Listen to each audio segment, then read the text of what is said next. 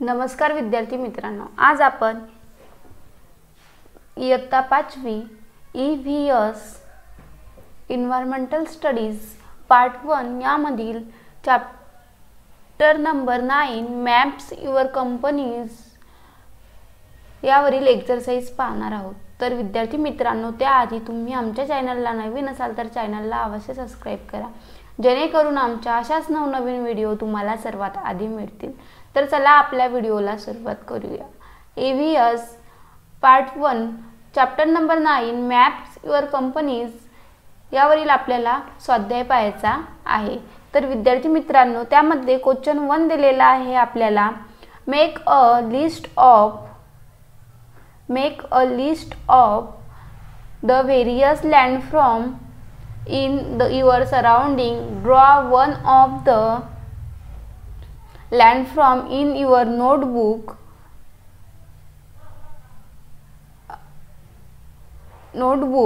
using one of the method showing landform। तर पाठ 9 नकाशा आपल्या सोबती यावरील क्वेश्चन 1 आहे। तुमच्या परिसरातील असणाऱ्या विविध भूरूपाची यादी करा। भूरूपे दाखवण्याची पद्धत वापरून त्यातील एखादे भूरूप वहीत काढा। तर त्यामध्ये आपल्याला पहा दिलेला आहे, दाखवलेला आहे हिल रेंज, नंतर हिल्स, नंतर प्लेन। तर कुठं कुठं काय काय आहे हे दाखवते। अंबाघाट, गाईखुरी, हिल्स गईमुख, चंदापूर, भीसम आणि Pavni. Plain is Wainganga river. Question 2 in the following sentence underline the word that represent landform and prepare sign और सिम्बॉल फॉर देम। खालील 2 वाक्यातील भूदर्शक शब्दांना अधोरेखित करा व त्यासाठी चिन्हे व खुणा तयार करा।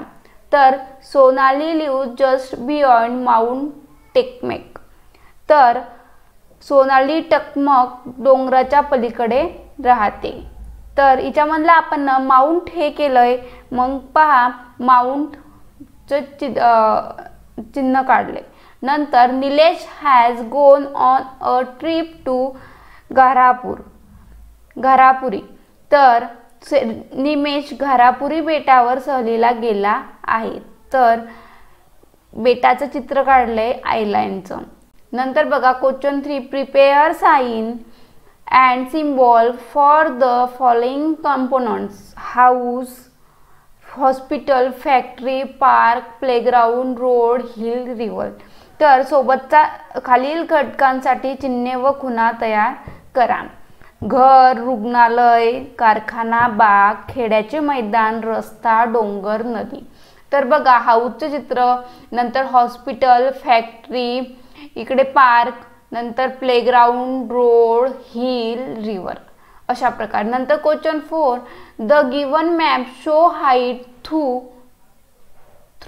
The use of colours, however one colour representation is wrong, write which color would be correct in its place। तर सोबतचा नकाशा रंगसंगतीच्या आधारे उंची दाखवतो, परंतु त्यातील एक रंगसंगती चुकली आहे। त्या जागी कोणती रंगसंगती योग्य आहे ते नोंदवा। तर in the given map blue colour represented of showing height is wrong, green colour could be right in the place. Blue colour आहे तो चुकीचा आहे आणि तिथं ग्रीन कलर पाहिजे। नंतर question 5 fill in the blanks, a digital evaluation model is the most modern method. तर digital, the line joining the location of same height on the map is called control line. तर same. नंतर in digital evaluation model the maps are drawn with the help of information obtained through man-made satellites। Question 6 write whether the following statement are true or false। तर A an ancient times maps were manually used during wars, true। B. The counter line method use different color shades for drawing map. False. The less sentence between the counter line indicate the gentle slope of the land. Answer is false. C. Water bodies are colored blue in a map. Answer is true. Question 4. Answer in one line. What are the land from? Answer. The different shape of the lunch are from due to the difference in the height and shapes of the land are called the land from. Nantar, what is a valley? Answer. A extensive low area of the mountains is called a valley. What is a counter line? Answer. A line joining the location of same height on a map is called a counter line. D. What are the conventional signs? Answer. Signs that are used to show various things on a map as per convention are called conventional signs. E. For what purpose are the physical maps used? Answer.